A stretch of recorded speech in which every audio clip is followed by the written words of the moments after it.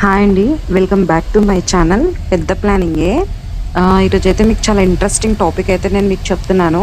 Video end వరకు చూడండి. ఎవరు కూడా స్కిప్ చేయకండి. ఇదైతే విజయవాడ విజువల్స్ అండి ఇదంతా కూడా. మేము విజయవాడలో వచ్చేసి దనంకొండ అమ్మవారి దగ్గరికైతే వెళ్తున్నాము. ఇక్కడైతే చాలా అంటే చాలా మిరాకిల్స్ ప్లస్ చాలా పవర్ఫుల్ టెంపుల్ అనమాట. మీరు చూస్తున్నారు కదా, ఇక్కడ ఎదురుగా అయితే లెఫ్ట్ సైడ్ లో ఉంది ఒక కొండ. అది వచ్చేసి మొగల్రాజపురం అన్నమాట. ఇది మొగల్రాజపురం కొండ అంటారు. ఇక్కడ వచ్చేసి land mark Siddhartha junior college అన్నమాట. ఇది దనంకొండ అమ్మవారు. ఇప్పుడు ఇంద్రకీలాద్రి కొండ పైన అమ్మవారు ఉంది కదా, దుర్గమ్మవారు. అక్కడ అమ్మవారిది మెట్టినిల్లు అయితే ఇక్కడ వచ్చేసి అమ్మవారిది పుట్టినిల్లు. మేము విజయవాడ ఎప్పుడు వెళ్ళినప్పుడు కూడా ఈ దనంకొండకైతే వస్తామండి. ఇది వచ్చేసి మొగల్రాజపురం కొండ అంటే ఎవరైనా చెప్తారు. ఇది ఇళ్ళ మధ్యలో నుంచి పైకి ఉంటుంది అనమాట.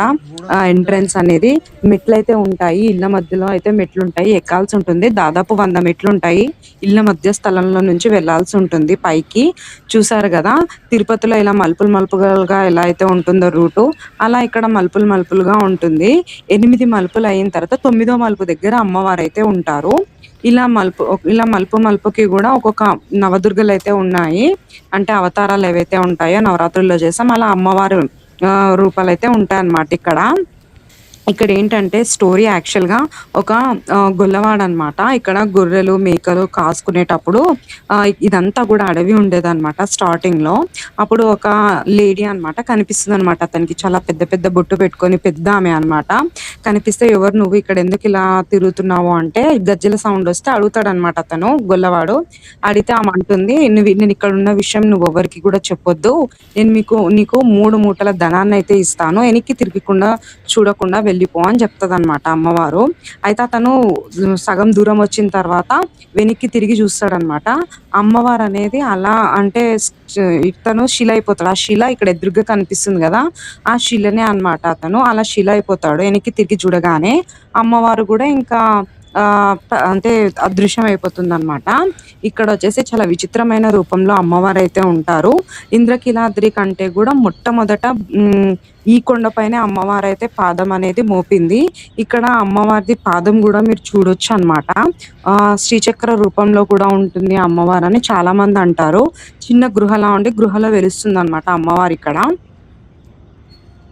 ఇక్కడ ఈ కొండ పైన చాలా చాలా మిరాకిల్స్ అయితే జరిగాయండి. ఈసారి మీరు విజయవాడ వెళ్ళినప్పుడు కంపల్సరీ విజిట్ అవ్వండి. ఎర్లీ మార్నింగ్ 7:30కి ఇక్కడ అభిషేకం అనేది జరుగుతుంది. అభిషేకం టైంలో మీరు అభిషేకానికి సంబంధించిన వస్తువులు ఏవైనా కానీ తీసుకెళ్లొచ్చు. మనం తీసుకెళ్లిన వాటితోటే పంతులు అనేది పూజ చేస్తారు. అండ్ మార్నింగ్ పూట మనం 6:30కి అట్లా ఎక్కగలిగితే 1/2 అవర్ ఉంటుంది అనమాట పైకి, కొండపైకి ఎక్కడానికి. 1/2 అవర్ లో మీరు ఎక్కగలిగితే కనుక 7:30కి అట్లా స్టార్ట్ అవుతుంది అభిషేకం. కానీ కంపల్సరీ ఉద్యోగం కానివ్వండి, సంతానం కానివ్వండి, అండ్ ఫ్యామిలీలో చికాకులు కానివ్వండి, ఫైనాన్షియల్ ఇష్యూస్ కానివ్వండి, ఏ ప్రాబ్లం అయినా సరే అండి, ఇక్కడికి వెళ్ళి మీరు నాకు అమ్మ ఈ ప్రాబ్లం ఉంది అని చెప్పి మీరు అమ్మవారికి చెప్పుకోండి. వచ్చే సంవత్సరం కల్లా రిజల్ట్ అనేది మీరు ఖచ్చితంగా చూస్తారండి. ఆ కోరిక అనేది కంపల్సరీ నెరవేరుతుంది. చాలా మంది ఎక్స్పీరియన్స్ తో చెప్తున్నారు. నాకు కూడా జరిగాయండి. చాలా చాలా పవర్ఫుల్ అన్నమాట అమ్మవారు.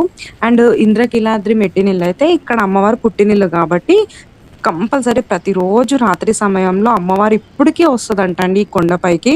అక్కడున్న స్థానికులు అయితే చెప్తుంటారు గజ్జెల సప్పుడు అదంతా కూడా వినిపిస్తుందంట వాళ్ళకి.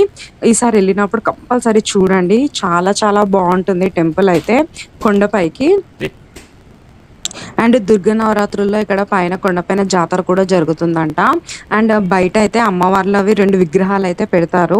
ఆ 2 విగ్రహాలలో ఒక విగ్రహం అనేది పైకి తీసుకొచ్చేటప్పుడు ఎంత లేపినా గానీ కదలలేదంట. విగ్రహము కదలకపోతే ఒక అతనికి అంటే కలలో కనిపిస్తుంది అనమాట. ధ్యాన రూపంలో వచ్చి అమ్మవారు చెప్తుందంట, నాకు కింద నుంచి 101 బిందెలతోటి నీళ్లు పోయండి, నేను అప్పుడే కదులుతాను అని చెప్పేసి చెప్తుందనమాట.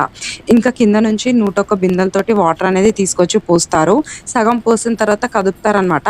విగ్రహం అనేది కదలదు ఎంతకి తీసినా గానీ. తర్వాత 101 బిందెలు కంప్లీట్ అయిన తర్వాతనే ఆ విగ్రహం అనేది కదులుతుంది. ఇలా చాలా మహిమలు ఉన్నాయండి. కార్ పార్కింగ్ కానివ్వండి ఏదైనా ఉంటే కిందే పెట్టాలి. కింద కూడా ఒక టెంపుల్ ఉంటది, అది దర్శనం చేసుకొని రండి పైకి వచ్చేటప్పుడు.